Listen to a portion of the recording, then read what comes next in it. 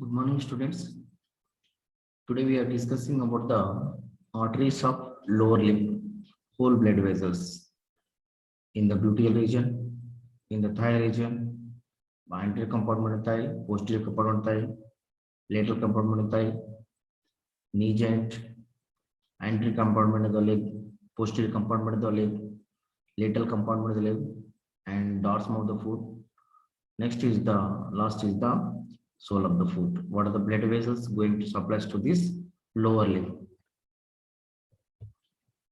See, the first is the femoral artery. So before going to discussion femoral artery, you should know where it is coming, from where it is coming. See, it is a continuation of the external iliac artery.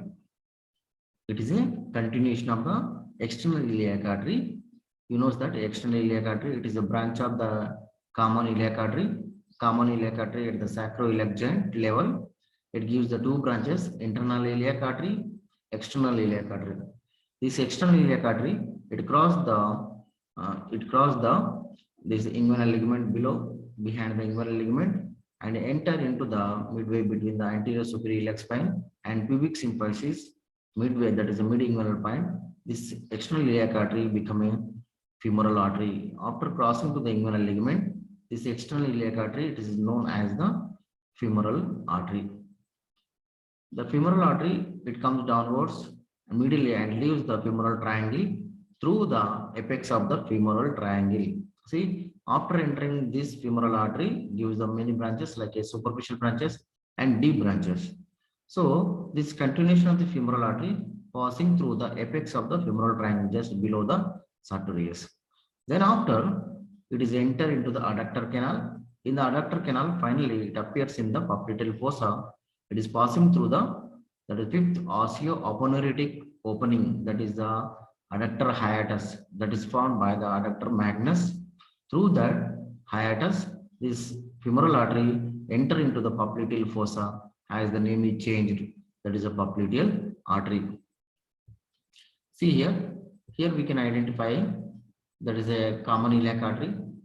It is divided sacroiliac joint level, internal iliac artery. This external iliac artery, it passing through below the inguinal ligament. Then it is the entry to the femoral triangle. The name is changed, that is femoral artery. Then femoral artery passing through the apex of the femoral triangle. Then it is entered the adductor canal. Then passing through the fifth osteoaponeurotic fascia. Then it is name is changed, that is the popliteal artery. So next, in the femoral triangle, the femoral artery and the femoral vein, just below the inguinal ligament, just 3 to 4 centimeters below this inguinal ligament, we can identify the femoral sheath covering is there. Femoral sheath is covered to the femoral artery and femoral vein. Next, what are the branches of this femoral artery? One is the superficial epigastric artery. This is the pierce the femoral sheath and cibriform fascia and runs upwards and across the inguinal ligament passing towards the umbilicus and lies between the two layers of the abdominal wall to supply the skin and the adjoining subcutaneous tissue below this umbilicus. Next, not only this, superficial circumflex iliac artery, superficial external pudendal vessels, deep external pudendal artery, muscular branches, profunda femoris artery. This is a big artery from the femoral artery, profunda femoris. See this diagram. This we can identify this femoral artery, its branches. This superficial epigastric artery, it is crossing to the inguinal ligament and enter into the abdominal wall, just going towards the umbilicus. It gives small branches. Next here, circumflex iliac artery. Superficial circumflex iliac artery is going towards the anterior superior iliac spine. This is the deep superficial iliac artery. This is the superficial pudendal artery. This is the deep pudendal artery. Next, it is the profundus femoris artery. It is the largest branch of the femoral artery, that is the profundus femoris artery. These are the branches of the femoral arteries. Next, profundus femoris artery may expect the 2-mark question. It is the largest branch of the femoral artery and provides the principal supply to the extensor compartment, adductor compartment, and flexor muscles of the thigh. So, extensor compartment, that is the back of the thigh, adductor compartment, middle side of the thigh, flexor compartment muscles, that is the sartorius, vastus lateralis, medialis, rectus femoris. These are all muscles supplied by this profundus femoris artery. It arises from the lateral side of the femoral artery, just below this 3.5 centimeters below the inguinal ligament. And spirally, from lateral to going towards the middle side, then automatically it give you branches like a lateral circumflex, medial circumflex, and continuation of this profundus femoris artery is there. And finally, it is piercing to the adductor magnus as the fourth perforating artery and anastomosing with the superior muscular branches of the popliteal. So, profundus femoris artery, it is a big branch from the femoral artery, just 3 to 4 centimeters below the inguinal ligament. We can identify that just lateral to the femoral artery. Then it make like a C-shaped structure, and going towards the middle side, it give a branches like a lateral circumflex and medial circumflex arteries. See here we can identify this the profundus femoris artery. It gives a branch of lateral circumflex and medial circumflex artery is there. This lateral circumflex artery gives branches ascending branch, transverse branch, and descending branch. This descending branch gives the genicular branches going to anastomosing with this knee joint, that is superior lateral genicular branch, that is anastomosing around the knee joint. Next is the medial circumflex. It gives a branch only transverse and ascending branches that giving the branches to deep branches to the profundus. Next is the continuation of this profundus femoris artery. It gives 4 perforating arteries. It pierces the adductor brevis, adductor magnus. See what are the branches? See, I told no the branches of the profundus femoris artery. One is the lateral circumflex femoral artery. It passes laterally between the anterior and posterior divisions of the femoral nerve. So this is very important to identifying this lateral circumflex artery. It separates the anterior and posterior divisions of the femoral nerve. It separates and passing the lateral circumflex artery. Then it will give a branches like ascending, transverse, and descending branches. So medial circumflex femoral artery, it winds round the medial side of the femoral shaft and passes successfully between the psoas major, pectineus, adductor brevis, adductor obturator externus, and quadratus femoris, and going to reach to the adductor magnus. It gives 2 branches, that is a transverse branch and ascending branch. So the only 2 branches here, the medial circumflex femoral artery, whereas the lateral circumflex femoral artery gives 3 branches. Next is the continuation of the profundus femoris artery that give a perforating arteries. This gives the 4 perforating arteries are giving, and the last one begin continuation as a profundus femoris artery. These perforating arteries pierce the adductor magnus. So the artery is piercing to the adductor magnus and lateral intermuscular septum and supplies to the adductor muscles and hamstring muscles. So this perforating artery mainly going to supply to these hamstring muscles, that is the back of the thigh muscles, and adductor compartment, adductor magnus, adductor brevis, adductor magnus, and gracilis muscles. This is supplied muscular branches going to supply to this adductor compartment, whereas the hamstring compartment, hamstring muscles, back of the thigh muscles, semitendinous, semimembranous, adductor magnus, that is a rectus femoris muscle. Sorry, that is a biceps femoris muscle. So, how to identify the first perforating artery? It lies just above the adductor brevis. Second is the artery passing through the in front of the adductor brevis, and third perforating artery lies immediately below it.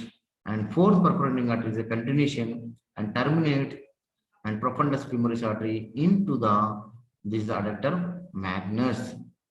So these are the 4 perforating arteries given by this, that is profundus femoris artery.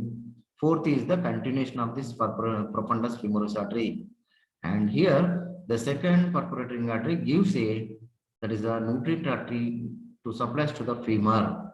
Sometimes also we can identify the first and third perforating arteries also gives the nutrient arteries to supply to the long bone, that is the femur.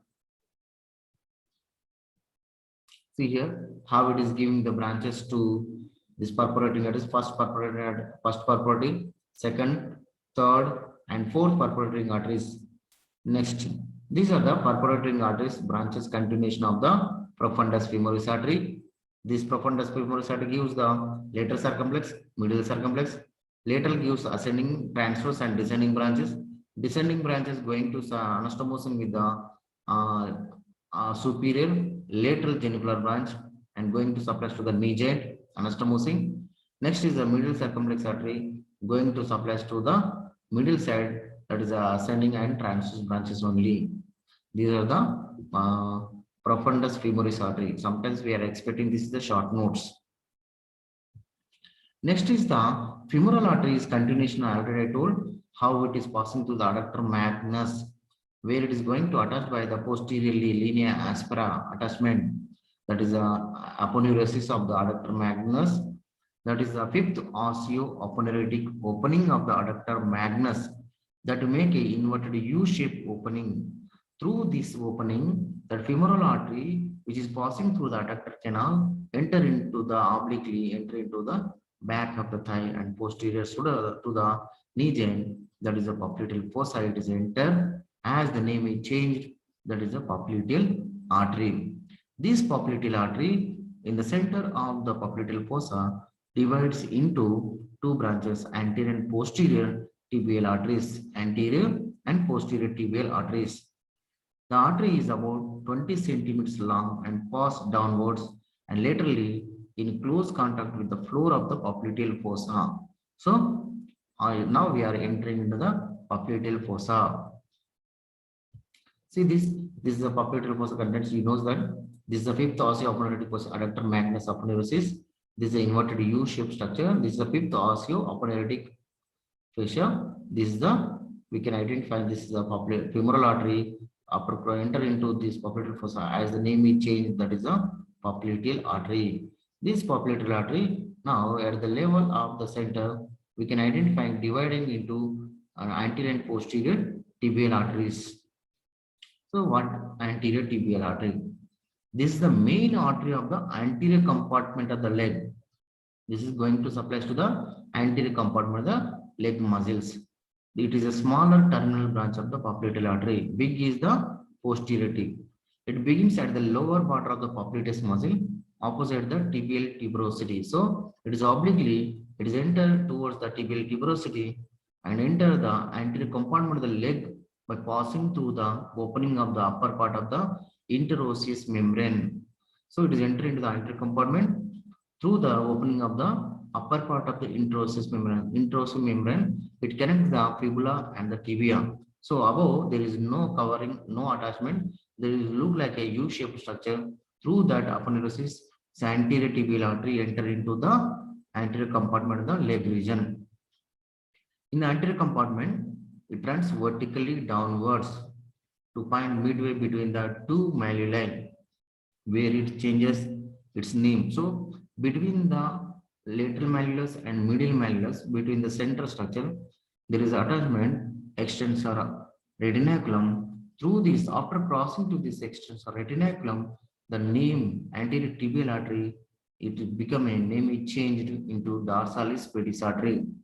Anterior tibial artery, after crossing to the retinaculum, the name is changed, that is the dorsalis pedis artery. This dorsalis pedis artery, sometimes we are taking the pulsatories, we are taking, it is crossing to and entering to the dorsum of the foot and the between the first and second metatarsal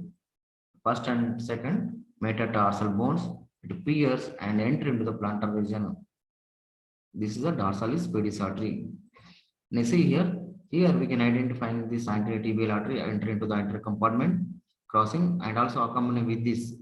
This is superficial branch of the peroneal now. Superficial branch of the peroneal, and we can identifying here. And this is the anterior tibial artery. Then it's crossing to the retinaculum. The name is changed. That is the dorsalis pedis artery. Dorsalis pedis artery. This gives the make and dorsal arch of the and also pierced into the between the first and second metatarsal bones. Next is the posterior tibial artery. It is the largest branch. It begins the lower border of the popliteus between the tibia and fibula, deep to the gastrocnemius. So where the gastrocnemius two heads, like a lateral head of the gastrocnemius and middle head of the gastrocnemius muscles fused, where it is look like a V shape or the lower boundaries of the popliteal fossa. It is accompanied with the tibial. Now these two are enter below this the gastrocnemius, enter back by passing to the deep to the tendinous arch of the soleus muscle. So just after lifting this gastrocnemius muscle, we can identify where the margin soleal line which is present the posterior to the posterior surface of the tibia. The soleal line gives the origin of the soleus muscle, that is a tendinous attachment is there. So it is passing through this tendinous by passing deep to the tendinous arch of the soleus. It runs downwards and slightly medial to reach to the posteromedial side of the ankle and midway between the medial malleus and medial tubercle of the calcaneum. So this now it is enter into the foot region, that is the sole region. So just below this medial malleus, this posterior tibial artery and tibial now, and also we can identify the great saphenous vein also continues below this, just middle malleus, middle tubercle of the calcaneum attached by the flexor retinaculum. So if you cut the flexor retinaculum, then only we can identify the posterior tibial artery and posterior tibial now and the great saphenous vein. These are the neurovascular bundle passing. So after crossing to the flexor retinaculum, this posterior tibial artery, give a branches like enter into the sole region. So it give a lateral plantar and medial plantar arteries. So posterior tibial artery, it give a branches like a lateral plantar and medial plantar. These are the terminal branches. So here popliteal artery and fibular artery, how the popliteal artery divides. Next is the peroneal artery. This is the largest branch of the posterior tibial artery. It supplies to the posterior compartment of the leg as well as the lateral compartment of the leg. It begins just 2.5 centimeters below the lower border of the popliteus muscle. It runs obliquely towards the fibula and descends along with the middle crest of the fibula. It passes behind inferior tibiofibular and also ankle joints middle to the peroneal tendons. So it is going to enter into the lateral compartment muscles like a peroneus brevis and peroneus longus muscle between. It is enter just cross to this and enter into the and cross to the retinaculum and going to supplies and continuation and divide number of lateral calcaneal branches. It is the terminates like going to reach to the calcaneum. So it going to the tarsal bone, that is the foot skeleton. So it terminates as a lateral calcaneal branches. See how it is the peroneal artery going to terminus as a calcaneal branches. This is the calcaneal branches. This is a peroneal branch, that is also called the fibular artery.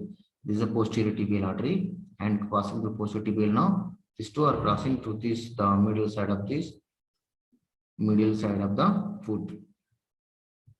Next is the plantar arteries. So after entering the posterior tibial artery, crossing to this muscle, that is the abductor hallucis brevis, then it is divides. First, below this first layer sole muscles, abductor hallucis, flexor digitorum brevis, and also abductor digitorum minimi muscle. First layer muscle after remove, then second layer we can identify the blood vessels and nerves, neurovascular bundle. Some authors, some scientists saying it is a neurovascular bundle is known as the second layer of the sole. So here after lifting these muscles, we can identify this tibial artery, lateral and middle plantar arteries. Middle plantar artery, it is a smaller terminal branch of the posterior tibial artery. It lies along the medial border of the foot and divides into branches like a lateral and middle. Then also, next is the lateral plantar artery. It is a larger terminal branch of the posterior tibial artery. Larger terminal and going to reach to the lateral side and going to reach to the fifth metatarsal bone. It gives a superficial branch and then continuation as the plantar arch. So plantar arch is a continuation as the lateral plantar artery. Lateral plantar artery continuation to formation of the plantar arch in the sole region. So posterior tibial artery give a terminal branches like a middle plantar artery. It is a smaller terminal, and larger terminal is the lateral plantar artery. These two are the plantar arteries going to supply to the sole muscles. See here how it is posterior tibial. See, after cut this abductor hallucis brevis, then only this we can identify the posterior tibial artery divides into this medial plantar artery, the small terminal branch and a small size, whereas the lateral plantar artery it cross to this the another muscle, flexor digitorum brevis, then cross to the accessories muscle, then going to reach to the posterior tibial peroneus longus, then it is give a branches like a distal branches, then continuation as a plantar arch. This is a plantar arch, superficial plantar arch. This is a small terminal branch is the medial plantar artery, large terminal is the lateral plantar artery. These two are the terminal branches of the posterior tibial artery. This is the blood supply to the sole muscles. Thank you.